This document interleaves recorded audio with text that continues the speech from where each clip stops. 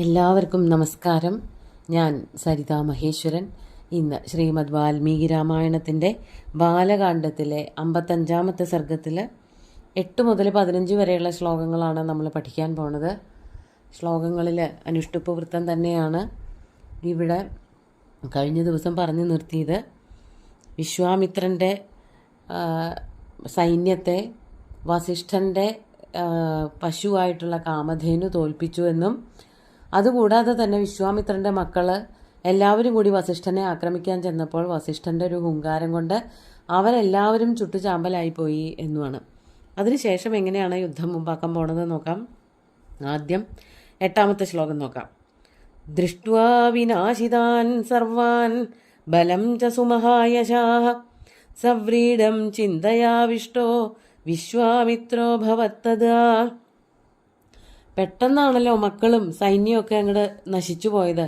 വിശ്വാമിത്രൻ എന്തായി തീർന്നു? വളരെയധികം ചിന്താവിഷ്ടനായി തീർന്നു. അതാണ് വിനാശിതാൻ സർവാൻ ബലം ച ദൃഷ്ട്വാ സുമഹായശാഃ വിശ്വാമിത്രഃ. വസിഷ്ഠൻ്റെ ഹുങ്കാരം കൊണ്ട് കത്തിച്ചാമ്പലായിപ്പോയ മക്കളെയും അതുപോലെ തന്നെ കാമധേനുവിൻ്റെ ശരീരത്തിൽ നിന്ന് പുറപ്പെട്ട വലിയ വലിയ വീരന്മാരായിട്ടുള്ള പോരാളികൾ, അവരുടെ ആക്രമണങ്ങളെ കൊണ്ട് തോൽപ്പിക്കപ്പെട്ട അല്ലെങ്കിൽ അവരുടെ കൈകൊണ്ട് മരണമടഞ്ഞവരായിട്ടുള്ള സൈന്യത്തെയും ഒക്കെ കണ്ടിട്ട് മഹായശസ്വി ആയിട്ടുള്ള ആ വിശ്വാമിത്രൻ, അദ്ദേഹത്തിന് ഒരു ചിന്ത കയറി വന്നു. അതാണ് സവ്രീഡം ചിന്തയാവിഷ്ടഃ അഭവത് തഥാ. വളരെ മോശമായിപ്പോയി. ഇത്രയ്ക്കധികം ശക്തിയുള്ള ഒരു അക്ഷൗഹിണി പടയൊക്കെ ആയിട്ട് ലോകം മുഴുവനും ചുറ്റി സഞ്ചരിക്കുകയായിരുന്ന ഈ വിശ്വാമിത്രൻ ഒരു മഹർഷിയുടെ മുമ്പിൽ, ഒരു പശുവിൻ്റെ മുമ്പിൽ തോറ്റ പോലെ ആയില്ലേ? തോറ്റ പോലെയല്ല, തോറ്റു. അത് അദ്ദേഹത്തിന് വളരെയധികം മോശമുണ്ടാക്കി. അതാണ് സവ്രീഡം, വ്രീഡയോടുകൂടിയിട്ട്, ലജ്ജയോടുകൂടിയിട്ട് വിശ്വാമിത്രൻ ചിന്താവിഷ്ടനായി തീർന്നു.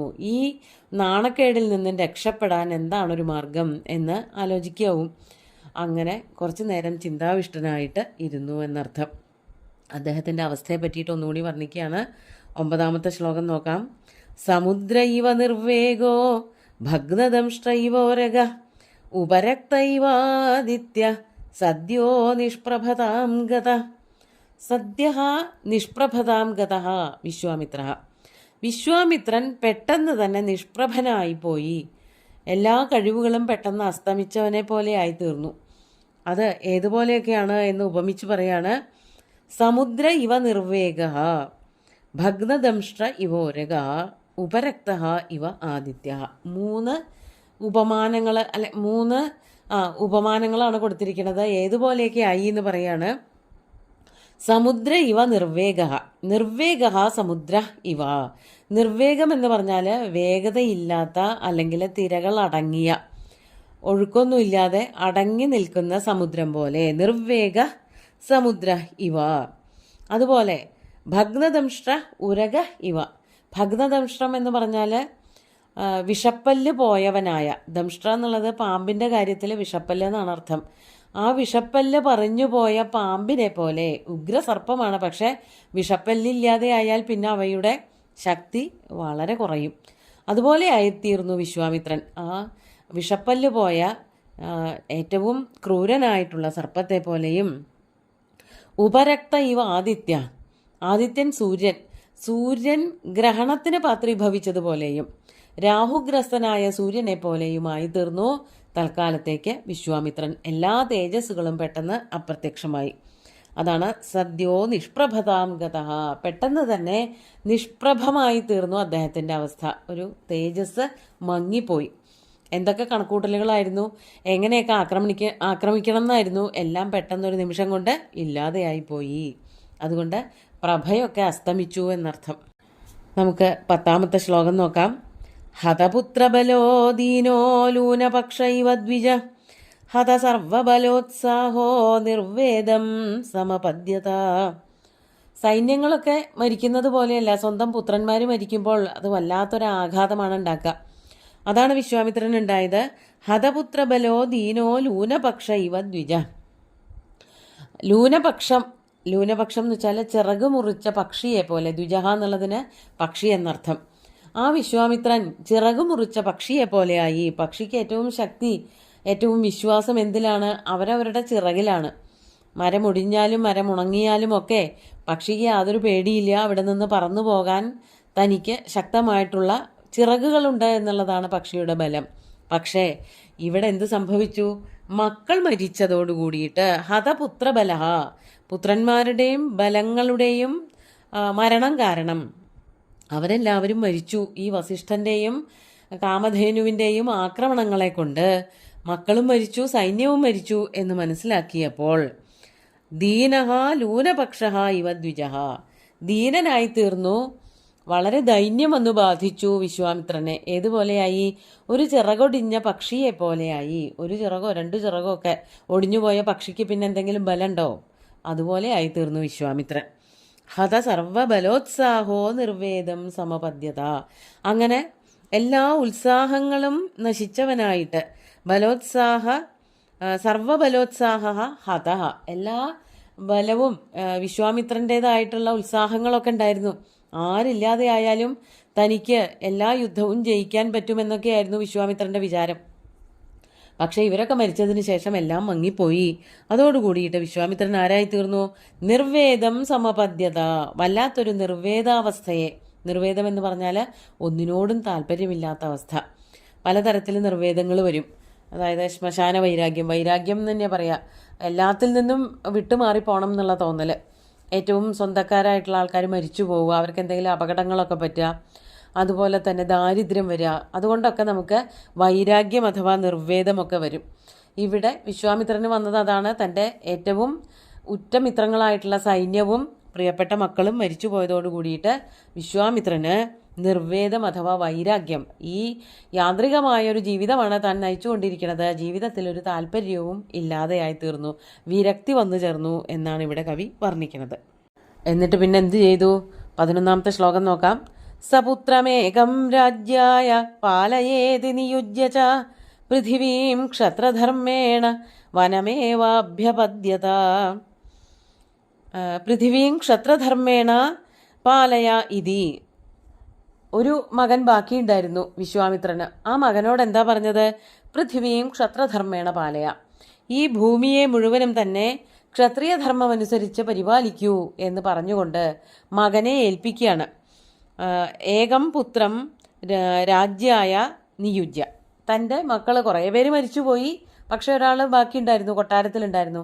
ആ മകൻ്റെ കയ്യിലെ രാജ്യഭാരമൊക്കെ ഏൽപ്പിച്ചിട്ട് പാലയ ഇതി, ഈ രാജ്യത്തെ പരിപാലിച്ചോളണം, പൃഥ്വിയെ പരിപാലിച്ചോളണം എന്ന് പറഞ്ഞിട്ട് ഏകം പുത്രം രാജ്യായ നിയുജ്യ, ഒരു പുത്രനെ രാജ്യത്തിന് വേണ്ടിയിട്ട് നിയോഗിച്ചിട്ട് ആ വിശ്വാമിത്രൻ എങ്ങടാ പോയത്? വനമേവ അഭ്യപദ്യത, കാട്ടിലേക്ക് പോയി. എല്ലാത്തിൽ നിന്നും വിരക്തി വരികയാണ് ഉണ്ടായത്, ഒന്നിനോടും താല്പര്യമില്ലാതെയായി. അങ്ങനെ മകനെ ഒരാളെ രാജ്യഭാരം ഏൽപ്പിച്ചിട്ട് വിശ്വാമിത്രൻ കാട്ടിലേക്ക് പോവുകയാണ് ഉണ്ടായത്. 12ാമത്തെ ശ്ലോകം നോക്കാം. സഗത്വാ ഹിമവത്പാർശ്വേ കിന്നരോ രഗസേവിതം മഹാദേവ പ്രസാദാർത്ഥം തപസ്തേപേ മഹാതപാഹ. എവിടേക്കാണ് വിശ്വാമിത്രൻ പോയത്? ഹിമവത് പാർശ്വത്തിലേക്ക്, ഹിമാലയത്തിൻ്റെ ഒരു ഭാഗത്ത് പോയിരുന്നിട്ട് കഠിനമായിട്ട് തപസ് ചെയ്യാൻ തുടങ്ങി. അവിടെ ചെന്നിട്ട് കഠിനമായിട്ട് തപസ് ചെയ്തു. കിന്നര ഉരഗസേവിതം തപഹ തേപേ മഹാതപാഹ. കിന്നരോരഗസേവിതം മഹാദേവ പ്രസാദാർത്ഥം തപഹ തേപേ.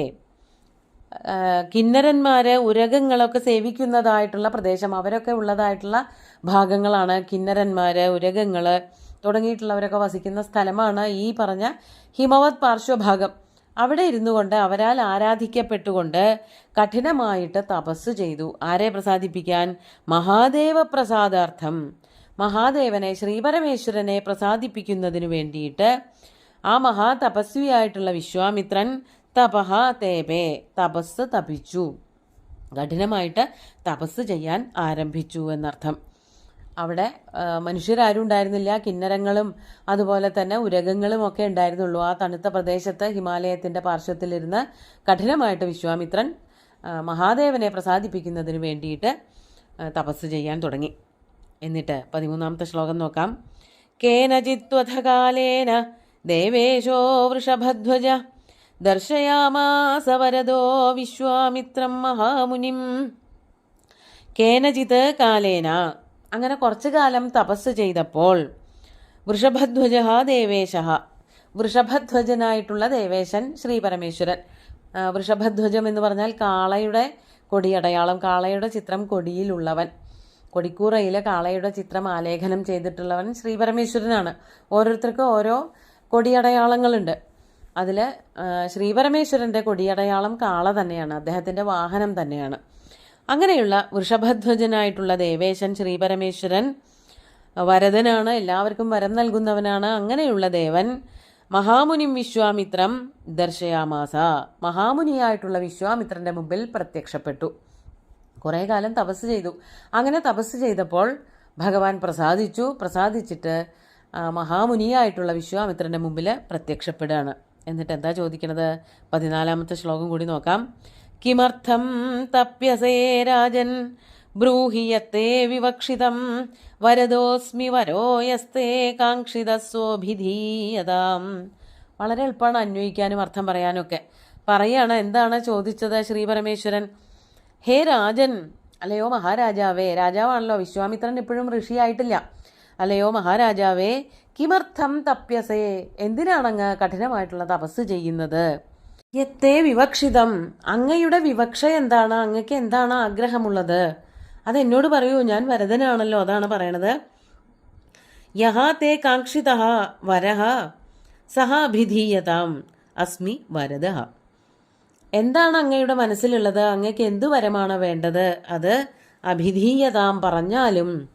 കാക്ഷിതഃ വരഃ അഭിധീയതാം അഹം വരദഃ അസ്മി. ഞാൻ വരദനാണല്ലോ, ഞാൻ അങ്ങക്ക് വേണ്ടതെല്ലാം നൽകാം, ഞാൻ വരം തരാം. അങ്ങ് എന്തിനാണ് ഇവിടെ കഠിനമായിട്ടുള്ള തപസ് ചെയ്യുന്നത് എന്നാണ് ശ്രീ പരമേശ്വരൻ വിശ്വാമിത്രനോട് ചോദിക്കുന്നത്. എന്താണ് വരം എന്നുള്ളത് അടുത്ത ദിവസം നോക്കാം. ഇന്നത്തെ ശ്ലോകങ്ങൾ ഒന്നുകൂടി ചൊല്ലാം. ദൃഷ്ട്വാ വിനാശിതാൻ സർവാൻ ബലം ച സുമഹായശാഃ സവ്രീഡം ചിന്തയാവിഷ്ടോ വിശ്വാമിത്രോ ഭവത്തദാ സമുദ്രൈവ നിർവേഗാ ഭഗ്നദംഷ്ട്രൈവോരഗ ഉപരക്തൈവാദിത്യ സദ്യോ നിഷ്പ്രഭതാം ഗത ഹതപുത്രബലോ ദീനോ ലൂനപക്ഷൈവ ദ്വിജ ഹത സർവബലോത്സാഹോ നിർവേദം സമപദ്യത സപുത്രമേകം രാജ്യായ പാലയേതി നിയുജ്യ ച പൃഥിവീം ക്ഷത്രധർമ്മേണ വനമേവാഭ്യപദ്യത സഗത്വാ ഹിമവത്പാർശ്വേ കിന്നരോരഗസേവിതം മഹാദേവ പ്രസാദാർത്ഥം തപസ്തേപേ മഹാതപാഃ കേനചിത്വഥ കാലേന ദേവേശോ വൃഷഭധ്വജ ദർശയാമാസ വരദോ വിശ്വാമിത്രം മഹാമുനിം കിമർത്ഥം തപ്യസേ രാജൻ ബ്രൂഹിയത്തെ വിവക്ഷിതം വരദോസ്മി വരോയസ്തേ കാക്ഷിതസ്വഭിധീയതാം. വൃഷഭധ്വജനായിട്ടുള്ള ദേവേശൻ ദർശയാമാസ, തൻ്റെ ദർശനം നൽകി, വിശ്വാമിത്ര മഹർഷിക്ക് തൻ്റെ ദർശനം നൽകി. എന്താണ് വേണ്ടത് എന്ന് ചോദിച്ചു. എന്താണ് വിശ്വാമിത്രൻ പറയണത് എന്നുള്ളത് അടുത്ത ദിവസം നോക്കാം. സുന്ദരമായിട്ടുള്ള ശ്ലോകങ്ങൾ ഭഗവാൻ ശ്രീരാമചന്ദ്രൻ്റെ കാൽക്കൽ അർപ്പിച്ചുകൊണ്ട് ഗുരുവായൂരപ്പനെ സാഷ്ടാംഗം നമസ്കരിച്ചുകൊണ്ട് എല്ലാവർക്കും ശുഭദിനം നേർന്നു നിർത്തട്ടെ. നന്ദി.